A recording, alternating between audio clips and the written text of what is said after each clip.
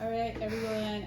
Hi again. My name is Maria. I work for Bakersfield College, specifically for the Next Step program. So today we're going to be doing a little introduction to Bakersfield College.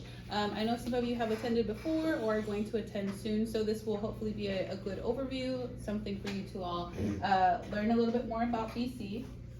So BC is a really big campus. We have about 37,000 students enrolled every year. And we do have a lot of different locations, right? Because we understand our students are everywhere. So we have 10 different locations. The biggest one is the main campus, right? The one that's over here, Panorama. But we do have the Wells Institute, which is downtown. We also have the BC Southwest, which is closer to like CSUB, the marketplace over on that side of town, if anyone's ever more closer to there. But we're also in the rural areas like Delano, Arvin, Shafter, Wasco, McFarland, and JobSpot, which is on Panama. And we also have online. So we have a lot of different locations. So if there's ever a spot that you think would be better for you, we probably have classes there. So we have 10 different locations, and we do have different ways for you to do your classes. So we do have fully online, which means you don't have to attend in person. You might not even have to attend Zoom. You would just be doing the class on your own. So kind of like independently at your own pace. But we also have in person if you like the regular in-person classes. Apart from that, we have hybrid, so maybe 1 week you'll be in person and then the next week you'll be online. And then we do have Zoom. So we have Zoom, which would be you're at home or maybe doing it at the library, but you would be meeting with the professor on Zoom. And we do have a lot of different varieties. So we do have weekend classes if you can't go Monday through Friday. And we do also have late classes. So we have classes that start at 6 p.m. as well. So some classes there. And a little heads up, if anyone has questions, feel free to ask as we go along. It's a very small group, right? So if you have questions, just feel free to shout out. So what we're going to cover, we'll talk about academics, what we offer, we'll talk about financial aid, the resources that we have, and then if anyone is interested in signing up for classes, we'll talk about the next steps about how to do that. So academics, here we go. We do have these different kind of like groups. So certificates are usually 6 to 12 month programs, and they're usually more specific. So we'll give more examples in the next slide, but to start off, we have things like welding, culinary arts. So these are skills that you're learning and skills that you could start working in, but that would be pretty much it, right? You gain your skill and you start working in that area. Then we have associates. So those take a little bit longer, right? Because you're doing math, you're doing science, you're doing general education. Those end up being about 2 years, depending if you're a full-time student. It can take longer if you're gonna be not full-time, right? If maybe you're not doing as many classes, it can take a little bit longer, but generally 2 years if you're a full-time student. And it can help you get entry-level jobs, right? So some will say, oh, we only need an associate's degree. That would be how you can get those types of jobs. So like, I believe it'd be like a probation officer, things like that. And then associates lets you transfer those. So if you are interested in getting a bachelor's degree, that would be how you go about that, right? Is you would be aiming for an associate's degree and then going to a bachelor's. So that's an associate's degree, right? At BC, that's what we have. We have a lot of different associates. We do have a lot of certificates as well. And then lastly, at BC, we have 2 bachelor's degrees. So a bachelor's degree would be a 4-year institution, so like CSUB, right? So CSUB, you would get a bachelor's degree. But with BC, we actually have 2 bachelors. So that means if you wanted to, you could do all your career at BC, and it's usually the cheapest route, right? Because we're not super expensive. So we have the industrial automation, and we have the lab tech. So again, bachelor's degrees means you would graduate from Bakersfield College with a bachelor's, and then after that, if you wanted further education, it'd be like a master's. So it is really neat, I think, that we have all these different paths, because maybe you don't want to do a bachelor's, maybe you do want a certificate. We have that, right? So you can kind of choose which path you want to go through. Is that making sense so far? Yeah, okay. So these are all the different pathways. I'm just going to show you a quick overview of them. So we have 10 pathways, and we group them by the subject, right? So these 10 different pathways, oh, they might not show on here. Let me see. Ah, that's all right. So we have 10 different pathways, and depending on what you're interested in, we'll probably have either a certificate or a degree. So I'll kind of quickly go over them, but the first one is agriculture, nutrition, and culinary arts. So if you want to be like a registered vet tech, right, you want to work with animals, that would be that pathway. Culinary arts would be if you want to work as a chef, as a cook, things like that. We have that as well. And again, if you want to work in agriculture, we have like agriculture plant science. If you want to work with plants, with soil, things like that. So within each pathway, there's all these different subjects that you could learn, right? And then they have certificates and majors that you could do. So certificate would be that short career that you could do, which would be registered vet tech as an example. That would only take a year, versus if you do culinary arts, that is a little bit longer, and it would take about 2 years as an example. So that's that one. We also have arts, communication, humanities. So if you are interested in doing photography, graphic design, if you want to learn a language, like do American Sign Language interpreting. So we have that as another pathway. We have business, so the typical, you think about running a business, business administration, accounting. So I'll go over these a little fast, but if anyone has a specific pathway you're interested in, let me know and I can tell you if there's a major in that. We also have education, so if you want to work with kids, that would be your pathway that you're interested in. We have pathways for you to become like preschool teachers. But if you're interested in being a high school teacher, just know that you wouldn't want to do this pathway. You'd want to study the pathway that you're wanting to teach. So as an example, if you want to be a math teacher in high school, you wouldn't want to study math, right? You wouldn't want to do education because you need to really focus on that math to be able to be a good math teacher. But education would be like if you want to work in like K through 6th grade as an example, K through 8. We also have health sciences, so that's where our registered nursing comes in, our vocational nursing, as well as EMT, things like that. We have the industrial tech and transportation, so that one is more working hands-on. So if you want to be a mechanic, if you want to do welding, HVAC, so if you want to work with the ACs. So I'm a little sweaty, sorry. But things like that. Okay. I'm over here like, I'm gonna be a little sweaty in the video. So if you wanna do that type of stuff, that would be the industrial tech. So working with your hands a lot more, right? This one would be, a lot of different certificates are in that one. Then we have public safety. So think about if you wanna be a police officer, we have that police science. We have firefighters if you're interested in that. So public safety, we have also administration of justice if you're thinking about working with that pathway too. And then moving on, social and behavioral, so think about psychology. I have a lot of students that end up wanting to be social workers. They want to help out, like how their social worker maybe did, or maybe they want to do better. So social and behavioral, sociology is a great route, psychology, things like that. So that would be that pathway. We're almost there. Number 9 would be STEM. So if you're thinking computer science, math, physics, we have those. Those, we don't have too many certificate options. It would usually be getting your associates and then moving on to do that bachelor's degree. So that would be STEM.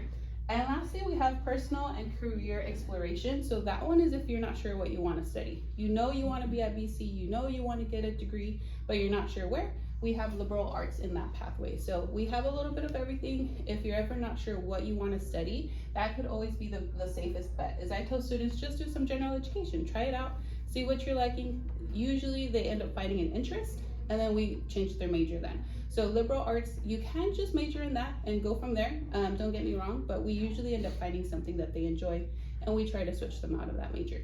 But as you see, those are all the 10 different pathways. Overall, it ends up being about 170 or more degrees or certificates that you can get. So any questions about that so far? Okay. And then moving on. So just to highlight some of the certificates now, remember these are certificates which are short programs. They're not supposed to take terribly long and you're not going to be doing a lot of general education, right? You'll just be earning the skill. So you could do things like associate teacher. So you could be working at the preschools, helping out the teachers. So you're not the teacher, but you're helping them out. You could be working with animals as the registered vet tech. We have the culinary arts, so you're learning how to bake, you're learning how to do those things. You could be a welder. Nurse assistant is only one class. So you do one class, nurse assistant, and bam, you could start working at that. So that one's a neat one. Then there's vocational nursing. If you end up really liking that, I always say start off with that nurse assistant. If you like it, we can look into doing more, right? Do vocational nursing. And you need nurse assistant to become a vocational nurse. So it kind of helps out, right? And then we have EMT, we have photography. So those are just some that a lot of students end up interested in, but know that there's a lot more. These are just a lot of the really popular ones that students end up liking.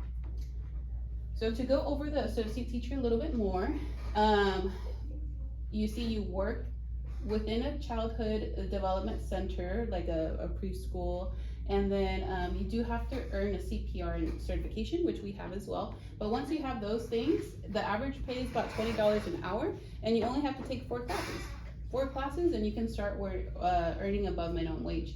So 4 classes would approximately take 1 semester, and think 1 semester for us is about 4 months. So in about 4 months, you could earn the certificate and start working at a preschool if you wanted to.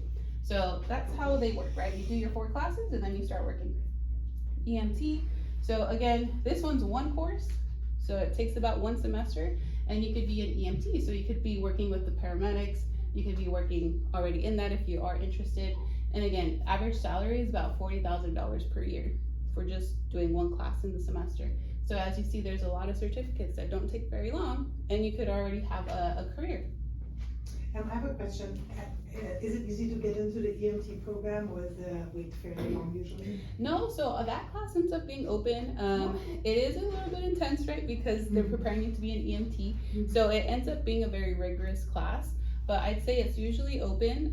So anyone can sign up for the class. There is some requirements for it though, like you end up having to do a physical fitness test, you know, XYZ, but it usually is open. And then for me, if you all are working with me, I can give priority registration to our current and former foster youth, and I can, you know, make sure they get into the class as an example. Are there any other prerequisites for the EMT class besides the physical aspect? You do have to be 18 years old, and then I believe there's 2 more, like you have to do a CPR test as well, or sorry, have a CPR card, and then you have to get fitted for like your uniform. So there's a couple of things you do. Yeah. There's really nothing in terms of grades, right? Like academics, you don't have to take a certain class to get into the EMT. It's just a CPR is usually a class that you could do. But yeah, good question. And then culinary arts. Again, this one is a little bit of a longer program, but it is 12 classes, approximately 4 semesters, and you could be working at restaurants, hotels, school food service, etc. So there's a little bit of everything, right? So that's certificates. And again, I only highlighted some so you could see, right, the diverse certificates that you could get. But if there's one that you end up wanting to learn more about, if we can look at that. Okay, and then here are the associate's degrees for transfer. So these are 2-year programs that, again, can help you get to a bachelor's degree at a university. And there's a little bit of everything. So when you see a T, that just means it's transferable. So that's guaranteed. You will be able to transfer from BC to a CSU with that major that you want to do. So for example, administration of justice, you see how that's an AST? You would be able to transfer to a university, all of your credits would count, and you'd have only 2 years left at that university to study anything on this. So as you see, it ranges. We have things like art history if you want to be an art teacher. We have Spanish, we have studio arts, theater, etc. So there's a little bit of everything for anyone, I would say. And then the bachelor's degrees. So industrial automation is a degree that we added on because that is what the employers were looking for. They're saying they need a lot of people to be able to work within industrial automation. And I know that might be like, well, what is that even? It's basically working with the robots. So if you think, you know, we have Amazon, we have Target, we have all these different like warehouses, and they need people to be able to work with those machines. So if you are interested in doing those things, it's basically working with the machines to make sure they're running at these different warehouses. So the employers around were saying, hey, we need more people that are qualified with this. So BC made a degree to be able to do that. And as you see, it's a degree, so it's about 4 years, but you could be earning anywhere between $55,000 to $110,000 a year. Again, it would take a while to get there, right? Because the bachelor's degree is the 4 years, but as you see, it could pay off for sure. But yeah, as you see, these are all the different employers that are looking for industrial automation because that's, again, what they really need at their organizations. And I know we were talking about academics, right? So if some of you have ever been to Bakersfield College before and you're like, wait, I'm not sure how to go back, maybe I didn't do too well when I first started, this is just something for you all to know. You might be on some type of probation if you had a below a 2.0 GPA or weren't passing all your classes. So just know it's okay. We understand that happens, life can happen, but don't think that you can't come back to BC if you were on some type of probation. So how it would work is if you are on a probation, you can always start off with me and I could tell you which probation you're on.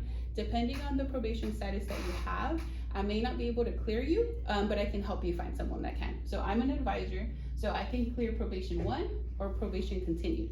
But if you were ever on probation 2 or dismissal, you would have to meet with a counselor. All of our counselors are really nice and I can make sure you get a good one.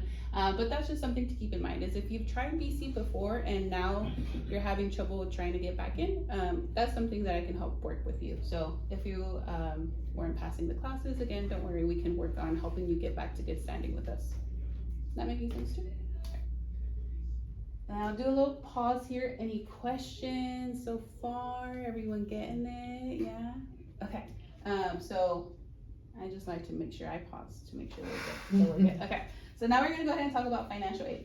So remember with financial aid, don't be alarmed if you're like, what is that? Is that sketchy? Financial aid is something that is a federal and state program to help students to go to college, right? So you can use your financial aid for anything, to pay for your classes, to purchase books, to help you while you're going to BC or anywhere. So if you go to another institution and you get financial aid, you can use that for what you need. So to go more into detail about what financial aid you can get, there's grants. So grants is money you don't have to pay back. And those are good, right? If you qualify for a grant, you don't have to pay that back. Usually that will be yours. I say usually because I've had some students that sign up for classes and they never attend, and then they give them financial aid, but at that point they would have to give it back, right? Because they signed up and then they dropped all their classes. But if you're going to BC, you get financial aid, you usually get to keep that the money. I do have a question though, yes. because that does happen quite a bit. People sign up, then they drop their classes, they got their financial aid, they keep it. What? Sometimes financial aid, if they see, they will want it back. Okay. Yes, but if they were enrolled in the class and they've stayed in the class and let's say they failed it, they don't have to pay it back. That's different, right? But it's only if you dropped it, and very early on, Okay. Yeah, so that's something that they may. And I'm not saying, because there's been some students that happened and then they didn't have to pay it back. So it would just depend on each situation. So they would kind of find out, let's say now they want to re-enroll, that's then when it would possibly surface. Yes, okay. Yes. Thank you. Then there's scholarships. So there's scholarships you can earn. You would just have to maybe put in a little work, right? Do a essay or apply, but that's again more money you don't have to pay back. There's also work study, which means you get to work on campus and you get paid for it, right? So work study, you have to earn it in a way. And then finally there's loans. So grants, there's a lot, and then we kind of go down the list. So loans, I would say if you don't need it, don't get it, right? Because loans you have to pay back. And there is loans that you can get at BC, but we have very few students that end up wanting the loan or needing the loan because they end up qualifying for a lot of grants. So these are all the different types of financial aid. We will never try to give you a loan. You would have to ask for it, right? But grants we will try to give you because we know who doesn't want the free money. There's really no stipulations behind that one. Loans are the ones that we would say, hey, you have to ask for them, but if you don't need it, why get it, right? So that's the different financial aids that we have. And how you actually apply for financial aid, you either do the FAFSA or the California GMAC, just depending on yourself. If you have a social security number, you would do the FAFSA, and if you don't, you would do the California GMAC. So that's just our state is able to get financial aid for those that may not have a social security number. And then here is some of the different services specifically for foster youth. So we do have Cal Grant B, which is a type of financial aid that the state gives to current or former foster youth. You would have to have been in foster care 13 or over, and at least one day 13 or over. But then as you see, you could get up to $6,000 per year for 8 years to go to school. So that I think is really neat. There is this one, you had to have a 2.0 GPA in high school or a 2.0 GPA in college with a certain amount of units. So this one's a little bit, I don't want to say harder, but sometimes some students might not qualify for it off the top of the bat, but then they do get 8 years of it once they are eligible for it. So $6,000 to go to school. Then we have the Chafee Grant. This one, you just need to have been in foster care between the ages of 16 through 18 and have financial need. So that one is $5,000 a year. Again, just to go to school, right? And there's also the Pell Grant, which is about $7,000 a year. So all of these different grants, just to show you you can get just to go to school, right? I have some students that are like, I get all this money, and it's like, yeah, you get this money to go to school. So remember, I'm saying Chafee grant, right? Not Chafee loan, so that means you don't have to pay that back. Same with Cal grants, right? Not Cal loan. It's money that you get to keep for being at BC or at any university that you get. So that's financial aid. Any questions about financial aid so far? No? Okay. So resources. The one that I work for is EOPS and Next Up, but we do have Care and CalWorks under our belt too. So just to kind of explain these services, these are over and above services. So what they mean is we meet with you on a regular basis and we would make sure that you are doing okay academically, right? Or if there's things that you may be struggling with, we can help you with that too. So EOPS is a big umbrella program, and that's for anyone that may have been educationally or economically disadvantaged in some type of way, so like low income or first generation college student. Care CalWorks are for parenting students that receive cash aid, and then next up is current or former foster youth, right? So depending, there's some students that are EOPS, Care, and Next Up. So they get all these different programs and they get all the different resources that you may be able to get. So I'll talk more about what we have, but just know that there's usually a program for everyone. So like I say, above and beyond. This, not every BC student gets. This is not specifically our programs, right? So we have counselors that you meet with on a regular basis, like counselors and advisors. So like myself, I'll meet with you regularly to make sure you're doing okay. We have priority registration, so that means you get to register for classes earlier than everyone else. As you saw, we got 37,000 students, right? So we will get you day one priority, so that way you can register. Our students were able to register for classes 2 weeks ago, and the general population is just now starting to register, right? So we get you all like kind of like a first dibs on classes. We have grants. So apart from what I mentioned, Next Up is able to give you grants. This semester we were able to do $1,500 for our students just for coming to our program and doing your requirements. And then we do have school supplies, backpacks, notebooks, pens, pencils, what you need. We usually tell you don't buy a backpack or anything because we have that for you all. We have a Next Up pantry, so it's just more food items that you could have. We have hygiene kits as well. So if you're ever hungry, you can come by and get a snack. We do have bus passes and parking permits. So if you end up driving, we have parking permits available to you all. Like, you won't have to pay for them is what I'm saying. And then when you're ready to graduate, we do have a free cap and gown. And the list goes on. So those are like some of the important ones. We do go on a lot of workshops, and we do have extra tutoring as well. And then if you ever need a letter of rec for like a job or a reference, we'd be happy to do that for you all as well. And apart from that, let's just say maybe you end up not qualifying for a program. Don't be discouraged. We also have Renegade Fixes. So that is a program that helps students in general are maybe struggling with their basic needs. So how we do that is there is like the academic support where if you need a Chromebook, we can help you borrow a Chromebook. We have things like the student parents they also get priority registration, even if they're not part of our programs. We do have health resources, so like our Student Health and Wellness Center, and we have a bigger pantry for all students, so it'd be another way for you to get extra food. They even have diapers in there sometimes and other like things that students may need, or if they're parenting as well. And they also have bus passes. So we're having a lot of services that can help students too. And then if you're ever nervous about going to school and you're like, oh, I don't know about my math skills or my writing skills, we do have these different centers. So all these academic resources are there to help students with their writing needs or their math needs. Even if you're struggling in another class, you can do tutoring, and we have tutors that will help you one-on-one. And then we also have DSPS, which is a program for students that might need accommodations. So if you ever had an IEP or 504 in high school, so you needed accommodations in high school, we can help do that as well in college. And then there's all these different other programs as well, so you all can see them here. Rising Scholars is for system impacted or formerly incarcerated students. There's also a program for Native American students. Those that maybe need childcare, we have that Child Development Center. So as you see, there's a program usually for a lot of different types of students. We can okay. All right. So if you are interested in next steps and you're kind of like, all right, how do we go about it? Summer is right around the corner, so we do have summer classes starting May 19th, And then if that's too soon, you're like, maybe I can't do that. We do have fall that's starting August 23rd. So we have some semesters coming up. I have a question regarding summer school registration. Is that still open? Yes, that is open. It technically has opened up for general students April 9th. So everyone's still registering. Okay, and when is like the cutoff line? When should you register for summer school? Yeah, I'd say usually by the time the class starts. Okay. So if it's open, Okay. go ahead, register for the class. Okay, thank you. And then if you've never applied to BC, then that would be your next step, right? Apply to BC, apply for financial aid and attend an orientation.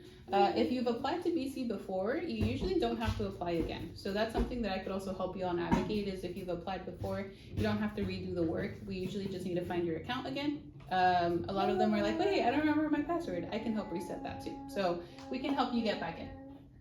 And if I keep saying me, I'll help you. This is where you can find me. So I'm usually at the Dream Center on Thursdays from 10 to 4:30. That is really, I think, a great place to go because I do walk-ins the whole day. There's no appointments. You just stop by. Usually I'm not with a student, but sometimes if it's a little bit busier, I might be with a student and you may have to wait for a little bit. But usually I could see you pretty quickly. So what I do there, I can help you apply to BC. I can help you do financial aid. I can help with any questions that you have. Even if you're not interested in going to BC and you're just curious to know more about FAFSA and how that works, I'd be more than happy to help you too. So just know anything college or financial aid, you can ask me. And there's nothing, you're not committing to anything either. So I just want to say too, some students are like, oh, I don't want to go because then I feel like I have to commit to BC. You do not. You can just come in and ask questions and you don't have to enroll if you don't want to, right? So that's where I'm at on Thursdays from 10 to 4:30 at the Dream Center, right? So 1801 19th Street. And then all the other days I am usually at the BC location. So I'm there Monday through Thursday, 7:30 to 5:30, and then Fridays 8 to 12. It's usually appointments there, but I can do Zoom appointments or in person. So if you can't go to the Dream Center, you can't go to BC, I could see you through Zoom as well. In the summer, our hours do change, so we're usually open Monday through Thursday, and then Fridays we are closed. But during the regular semester, these are our hours. And then this is my information. So like I said, Maria, I'm the Next Step advisor. You can reach me through email or even the Next Step email too. So if you ever have questions or you again want to meet again, you definitely can. So yeah.